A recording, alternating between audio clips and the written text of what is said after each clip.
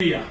오늘은 누가복음 3장 21절에서 22절 말씀을 본으로 예수님의 기도 생활이라는 제목으로 말씀의 은혜를 나누겠습니다. 우리의 기도에서 가장 중요한 것은 무엇일까요? 가장 올바른 기도는 어떻게 해야 하는 것일까요? 바로 예수님처럼 기도해야 될 줄로 믿습니다. 그러므로 우리는 예수님의 기도를 배워야 합니다. 예수님의 기도를 본받아야 될 줄로 믿습니다. 예수님처럼 날마다 기도하는 우리가 되기를 소망합니다. 하나님의 아들이신 예수님께서 그렇게 기도하셨다면 연약한 우리는 더욱더 기도해야 될 줄로 믿습니다. 마귀가 제일 영적인 생활을 신앙생활 하는데 방해하는 것이 무엇인가 하십니까? 우리가 잘하는 대로 기도하는 것입니다. 성경 보는 것도 방해합니다. 전도하는 것도 방해합니다. 그러므로 영적 생활은 영적 전쟁입니다. 온수사단 마귀는 어떻게 하는지 우리가 신앙생활 하는 것을 방해합니다. 그러나 그 중에서 제일 방해하는 것이 뭐냐? 기도하지 못하게 하는 것입니다. 왜 그렇습니까? 기도는 우리의 아버지 하나님과의 영적인 대화이기 때문에 그렇습니다. 자, 오늘 본문을 통해서 우리가 예수님의 기도 생활을 본받아서 날마다 더욱 힘쓰고 애쓰며 간절히 기도하는 우리가 되기를 소망합니다. 기도하면은 하늘 문이 열립니다. 오늘 본문 누가복음 3장 21절에서 22절 말씀을 다시 한번 보시겠습니다. 백성이 다 세례를 받을새 예수도 세례를 받으시고 기도하실 때 하늘이 열리며 성령이 비둘기 같은 형체로 그 위에 강림하시더니 하늘로부터 소리가 나기를 너는 내 사랑하는 아들이라 내가 너를 기뻐하노라 하시더라. 아멘. 예수님은 공생애를 시작하시면서 먼저 세례를 받으셨습니다. 세례요한으로부터 세례를 받은 후에 제일 먼저 하시는 일이 뭐였습니까? 기도하는 일이었습니다. 예수님은 그 무엇보다도 기도를 우선순위에 두신 것입니다. 우리는 어떻습니까? 바쁘다는 핑계로 또는 급하다는 핑계로 기도보다는 행동을 먼저 할 때가 있습니다. 우리도 기도가 우선이 되어야 될 줄로 믿습니다. 기도할 때 어떤 현상이 일어났습니까? 오늘 본문을 보니까 하늘문이 열린 줄로 믿습니다. 또 어떤 일이 일어났습니까? 성령이 강림하셨습니다. 또 어떤 일이 일어났습니까? 하늘로부터 하나님의 음성이 들렸습니다. 영적인 세계는 기도로 열립니다. 성령의 은사를 받기를 원하십니까? 고린도전서 12장에 보면은 영적인 은사 9가지가 나오고 있습니다. 지혜의 말씀의 은사부터 나오고 있죠. 그 은사를 사모하십니까? 우리는 기도해야 될 줄로 믿습니다. 부르짖어 기도해야 될 줄로 믿습니다. 영적인 세계를 알기 위해서 또 온수사단 마귀와의 영적 전쟁에 승리하기 위해서는 우리는 기도하셔야 됩니다. 자, 예수님의 기도 생활 첫 번째 보면은 예수님은 금식 기도를 하셨습니다. 공생애를 출발하시면서 금식하며 기도하셨습니다. 누가복음 4장 1절에서 2절 말씀입니다. 예수께서 성령의 충만함을 입어 요단강에서 돌아오사 강야에서 40일 동안 성령에 이끌리시며 마귀에게 시험을 받으시더라. 이 모든 날에 아무것도 잡수시지 아니하시니 날수가 다함에 줄이신지라. 아멘. 요단강에서 기도하시고 성령 강림하신 후에 예수님께서 성령의 충만함을 입었다고 성경은 말씀합니다. 예수님은 공생애를 시작하시면서 성령 충만하셨습니다. 성령의 이끌림을 받으셨습니다. 특별히 강야에서 40일 동안 금식하면서 마귀의 시험을 받으셨습니다. 성령 충만하면 성령의 인도하심을 따라서 때로는 고난도 받게 된다는 것을 우리는 기억하셔야 됩니다. 성령 충만하고 성령의 인도함을 받을 때 평탄한 길만 있다. 그것은 아닌 것입니다. 성령님의 은사는 내 가려운 것을 긁어주고 내 필요를 채워주는 것만이 아니라는 것입니다.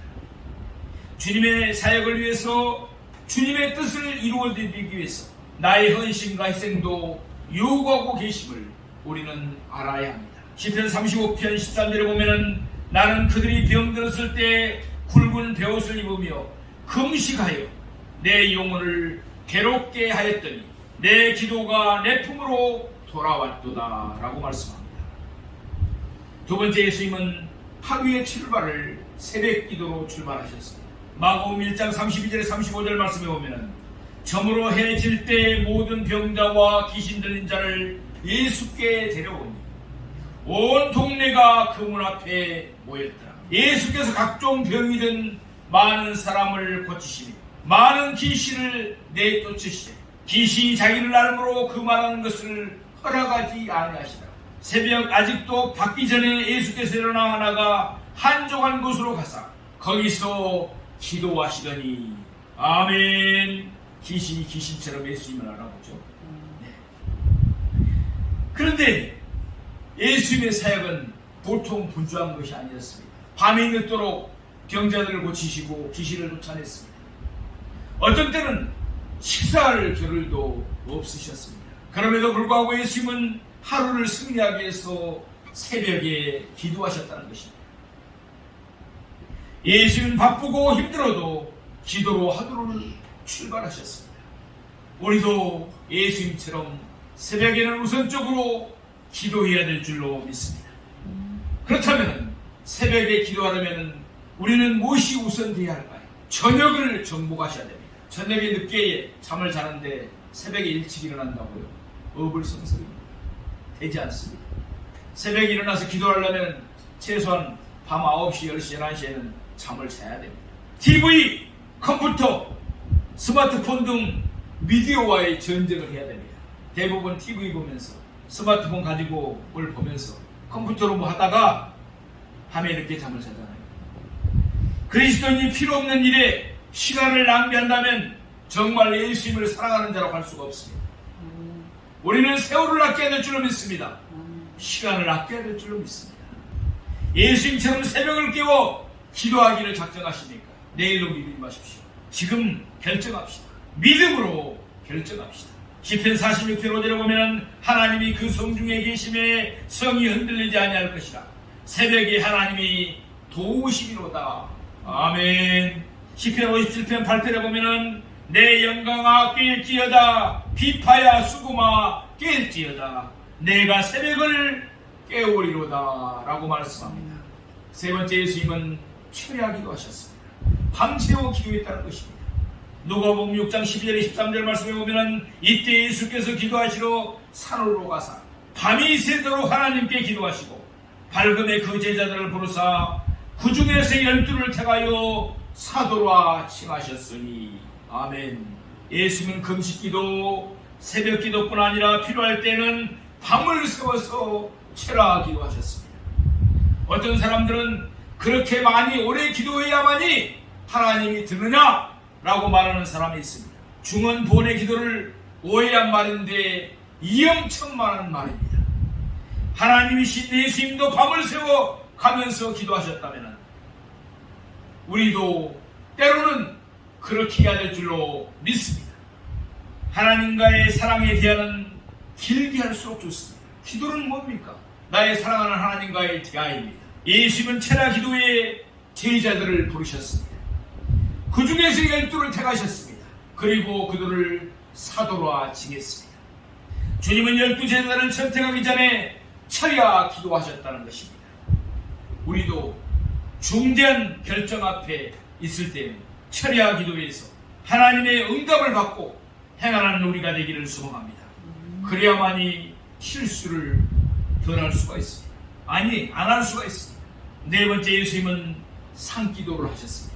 마태복음 14장 23절에 보면은 무리를 보내신 후에 기도하러 따로 산에 올라가시니라.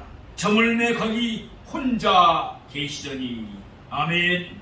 누가복음 9장 28절 29절에 보면은 예수께서 베드로와 요한과 야고보를 데리고 기도하시러 산에 올라가사 기도하실 때 용모가 변화되고 그 옷이 휘어져 강체가 나더라.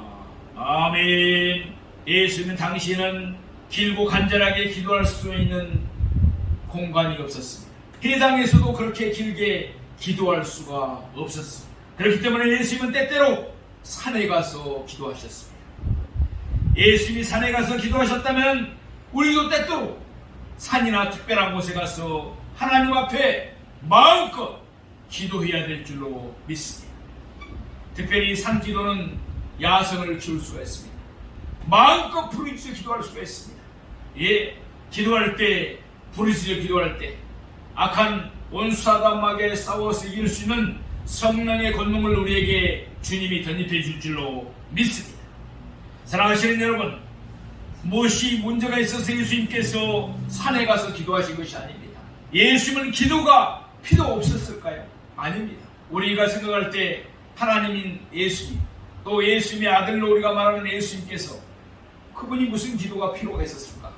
그러나 예수님은 신성이 100% 있는 반면에 인성이 100% 가지셨습니다. 우리처럼 때로는 울기도 하시고 배고파 하시기도 하시고 그러셨다는 것입니다. 그러므로 예수님께서도 하나님께서 맡겨진 사명을 감당하기 위해서는 기도하셔야 하셨습니다. 예수님께서, 하나님의 아들 예수님께서 기도하셨다면 우리는 더욱더 기도해야 되지 않겠습니까? 마가복음 9장 28절에 29절에 보면은 집에 들어가심에 제자들이 조용히 묻자오되 우리는 어찌하여 능히 그 귀신을 쫓아내지 못하였나이까? 이르시되 기도에 다른 곳으로는 이런 종류가 나갈 수 없느니라 하시니라. 아멘. 무슨 말씀입니까? 예수님께서 산에 기도하러 세 제자를 데리고 갔다가 내려오셨습니다. 그래서 내려와서 보니까 자기 아이에게 귀신이 들린 귀신을 쫓아내주라고 말하고 있는데, 어떤 사람이 아버지가 말하는데 그 밑에 9명의 제자들이 있었잖아요. 산 밑에.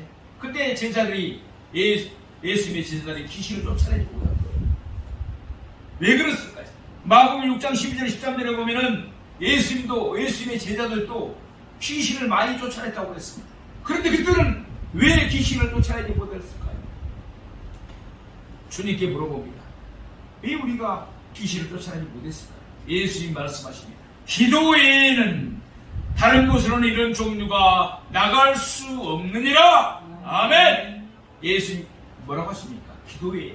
그러니까 예수님의 제자들이 사역에 바빴든지 아니면 다른 일로 인해서 기도 생활을 등한히 했다는 것입니다. 사랑하시는 여러분, 온사단 마귀 귀신은 영적인 존재들입니다. 우리 힘으로는 쫓아낼 수가 없습니다. 우리는 부르짖어 기도해서, 때로는 산기도에서, 철야기도에서 성령의 권능을 던져봐야 할 줄로 믿습니다. 그래야지 귀신을 쫓아내고 영적 전쟁에서 승리할 수가 있는 줄로 믿습니다. 다섯 번째, 예수님은 중보 기도하셨습니다. 요한복음 17장 9절 11절 말씀입니다. 내가 그들을 위하여 비옵나니 내가 비옵는 것은 세상을 위함이 아니요 내게 주신 자들을 위함이니이다. 그들은 아버지의 거시로소이다. 나는 세상에 더 있지 아니하오나 그들은 세상에 있사옵고 나는 아버지께로 가옵나니 거룩하신 아버지요 내게 주신 아버지의 이름으로 그들을 보호하사 우리와 같이 그들도 하나가 되게 하옵소서. 아멘. 우리가 잘 아는 대로 고린도전서 13장은 사랑장이라고 합니다. 히브리서 11장은 믿음장이라고 합니다. 그리고 요한복음 17장은 대제사장이, 그러니까 예수님의 중보 기도장이라고 합니다. 요한복음 17장 전체는 예수님의 기도로 구성되어 있습니다. 그래서 성경 가운데 예수님의 기도 내용이 구체적으로 언급되어 있는 장이 바로 요한복음 17장입니다. 예수님은 자기 자신을 위해, 제자들을 위해서, 그리고 미래의 제자들과 장차 있을 교회들을 위해서 기도하신 것입니다. 우리가 여기서 참고적으로 도구와 중보 기도에 대해서 알아야 될 필요가 있습니다. 어떤 교단에서 중보 기도할 수 있는 분은 오직 예수님밖에 없으니까 우리의 기도는 중보 기도라는 용어를 사용하지 말고 도구라는 용어를 사용해야 된다 하면서 도구라고 이야기하고 있습니다. 저도 그 말씀에 동감을 하는 편입니다. 디모데전서 2장 1절에 보면 내가 첫째로 권하노니 모든 사람을 위하여 간구와 기도와 도구와 감사를 하되, 여기서 도구가 나오고 있잖아요. 디모데전서 2장 5절 하나님은 한 분이시요 또 하나님과 사람 사이의 중보자도 한 분이시니 곧 사람이신 그리스도 예수라. 그러니까 하나님과 사람 사이의 중보자는 예수님밖에 없으니까 중보기도는 예수님만이 드릴 수 있다. 이런 이론인 것입니다. 도고는 다른 사람을 위하여 성령의 능력을 의지하여 하나님께 드러는 기도입니다. 내 가족과 이웃과 사회, 민족과 전 세계를 향한 하나님의 뜻을 구하는 모든 것이 중보기도에 포함됩니다. 도고에 포함됩니다. 우리는 도고하는 사람들이 되기를 소망합니다. 보호하고 경고하는 도고, 파수꾼의 도고가 있고 영적으로 깨어서 기도하는 경성하는 도고도 있습니다. 우리는 내 가족들과 이웃들과 또 민족과 세계를 위해서 도고자로 살아야 될 줄로 믿습니다. 여섯 번째, 통곡과 눈물의 기도를 들으셨습니다. 히브리서 5장 7절에 보면은 그는 육체에 계실 때 자기를 죽으면서 능히 구원하실 이에게 심한 통곡과 눈물로 간구와 소원을 올리고 그의 경건하심으로 말미암아 들으심을 얻었느니라. 아멘. 예수는 십자가를 져야 하는 거대한 사명을 앞에 두고 통곡과 눈물로 피땀을 쏟는 기도를 들으셨습니다. 하나님은 죽으면서도 능히 구원하실 수 있는 전지전능하신 분인 줄로 믿습니다. 사랑하시는 여러분, 예수님도 우리와 똑같이 인성을 가지신 분이십니다. 십자가의 고통의 형틀을 예수님도 받고 싶은 마음이 없으셨을 것입니다. 인성적으로 봤을 때 예수님은 심한 통곡과 눈물로 강구의 손을 들었습니다. 그런데 그 결과는 어떻습니까? 하나님께서 들으셨습니다. 예수님이 십자가를 지시는 것으로 응답이었습니다. 그렇습니다. 상황이 달라지지 않았지만 기도의 어떤 변화가 있었습니까? 예수님이 십자가를 향해서 담대히 나아갈 힘을 하나님께서 공급해 준 줄로 믿습니다. 사랑하시는 여러분, 예수님께서도 할 수만 있다면 당신이 십자가를 지기를 원하지 않으셨습니다. 때로는 우리도 이럴 때가 있습니다. 하나님 아버지, 나는 저 사명을 감당하기에는 너무나 힘이 없습니다. 나의 수고하고 무거운 짐이 너무나 많습니다. 그러나 사랑하시는 여러분, 주님께 기도하니까 그 사명은 내가 감당해야 된다. 내가 할 일이다. 그렇게 응답받으셨다면 우리는 그 십자가를 달게 지고 나아가야 될 줄로 믿습니다. 그리고 그 십자가를 지고 나가면 하나님께서 감당할 힘을 주실 줄로 믿습니다. 누가복음 22장 44절에 보면 예수께서 힘쓰고 애써 더욱 간절히 기도하시더니 땀이 땅에 떨어지는 빗방울 같이 되더라 라고 말씀합니다. 예수는 겟세마네 동산에서 간절한 기도를 드리셨습니다. 힘쓰고 애써 더욱 간절히 기도하셨습니다. 십자가를 지시기 전 그 밤입니다. 사랑하시는 여러분, 우리도 이렇게 기도해 보신 적이 있습니까? 힘쓰고 애써서 간절히 기도해 보신 적이 있습니까? 땀방울이 떨어지는 빗방울 같이 되도록 그렇게 기도해 보신 적이 있습니까? 예수님께서 간절히 기도하셨다면 때로는 우리도 이런 기도가 필요한 것입니다. 생명을 건 기도가 필요한 것입니다. 우리는 형식적인 기도를 잘못하면 드릴 때가 있습니다. 예수서 기도하지 않습니다. 간절히 기도하지 않습니다. 기도해야 된다니까 그냥 막연히 기도하는 그런 기도 하나님 기뻐하지 않습니다. 때로는 우리도 예수님처럼 정말 힘쓰고 애써서 간절히 기도할 때 하나님께서 하늘문을 여시고 우리의 기도를 드시고 응답해 주실 줄로 믿습니다. 특별히 사명 감당을 위해서 이렇게 해야 됩니다. 우리가 우리에게 주신 사명을 감당할 때 우리에게 하나님께서는 마음대로 복의 복을 더해 줄 줄로 믿습니다. 일곱 번째, 죽음 직전의 기도입니다. 누가복음 23장 46절에 보면 예수께서 큰 소리로 불러 이르시되 아버지 내 영혼을 아버지 손에 부탁하나이다 하고 이 말씀을 하신 후 숨지시니라. 아멘. 예수님이 십자가에서 6시간 동안 말할 수 없는 고통을 당하셨습니다. 머리에는 가시문을 걸으셨습니다. 손과 다리에는 못이 밖에서 피가 흘렸습니다. 기지맥지나 했습니다.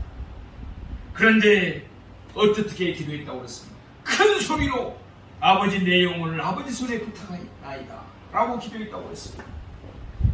사랑하시는 여러분, 이 절정의 시간에 마지막 목숨이 끊어지는 순간까지 예수님께서 큰 소리로 기도했다는 사실을 기억하시기 바랍니다.